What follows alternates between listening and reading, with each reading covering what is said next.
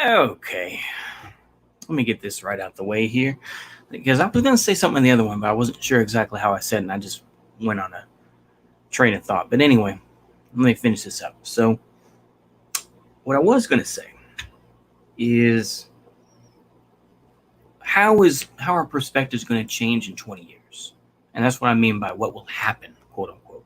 How perspectives change, and I think that once the United States may fall into disrepair, I'm not going to say balkanization, even though I just did. Um, I think that there will be some serious, geopolitical change there. And of course, I mean, they need people to point their fingers and say that's the bad guy. Just as Tony Montana said. And those folks will always they need an enemy. They need the enemy. Just like the left, they need the fascists. They need the fascists that are out there. You know, to say that you know.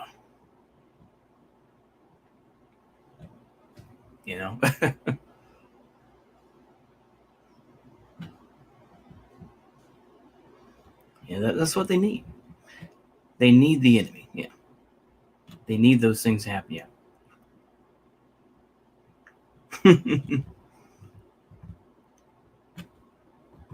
Yeah. We need to realize that, and that once the United States does fall, dare I use Fed posty terms like Fed posty words like that, but the narrative will shift, and they can't simply blame America for all the problems. Those will still be in the books, but then they'll have to blame somebody else.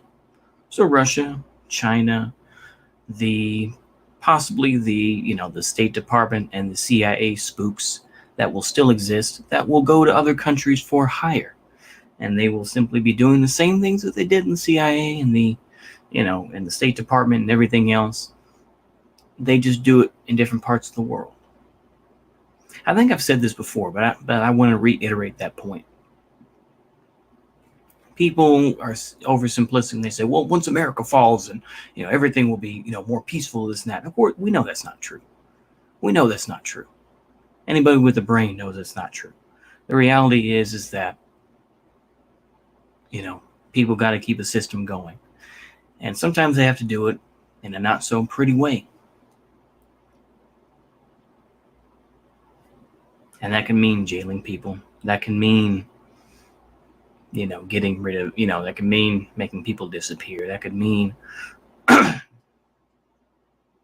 putting in harsh laws, or putting in everyone getting paid the same wage, and putting people on 12-hour shifts, this and that type of thing, which is very possible, very realistic.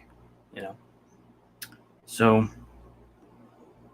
I think that it's going to be interesting, to say the least, how the narrative will even change between Trump and Biden if these things happen. This is all purely purely what if, sort of pie in the sky thinking. Some we're doing cloud thinking, I think is how they term it. But basically, yeah, we're just living in the clouds right now. But how will the narrative shift?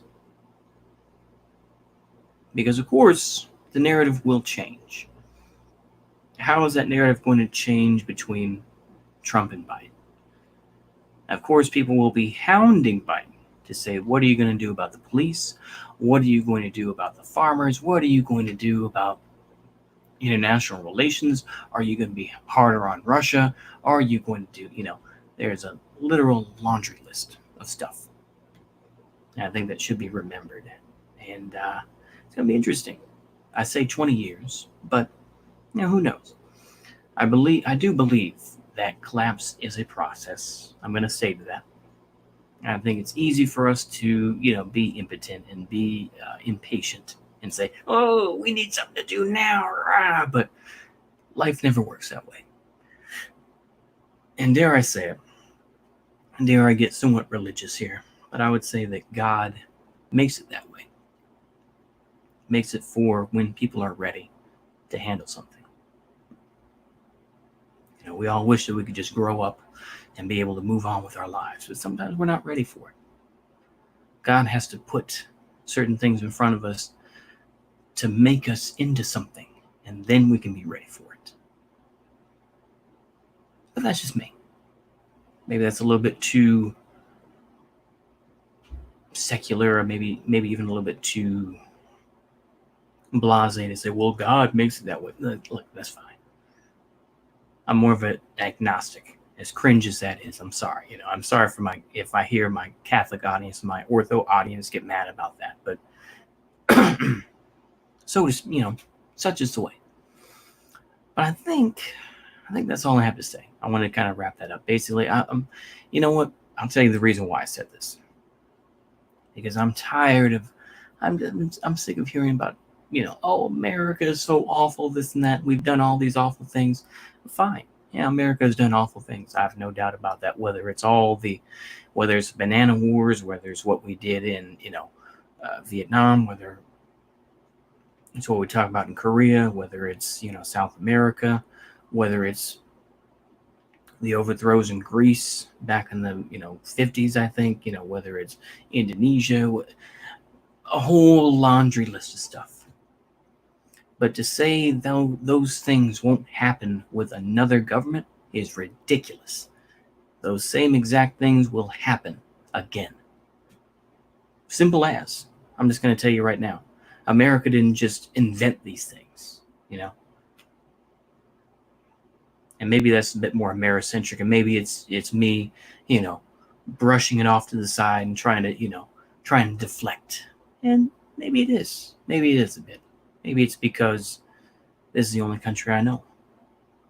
And, you can say what you will about it, but it's all that I have.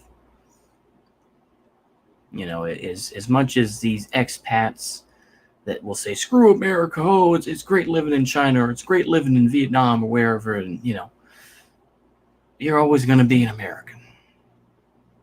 And as I've repeated over and over, I'm a product of the American system.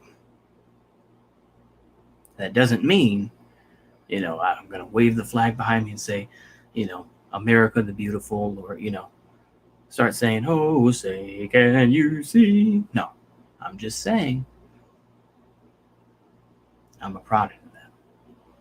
So I'm never going to completely get rid of that. So my thinking is always going to be somewhat American. I'm going to argue when I want to. I'm going to have my, have my scrambled eggs and bacon, or whatever the case may be, or, whatever, rap the lyrics like, beating motherfuckers like Ike beat Tina, what's love got to do when I rip and fall through your whole crew, strapped like bamboo, but I don't sling guns, etc., etc., etc. That's Machine Gun Funk by Biggie, by the way, from Ready to Die.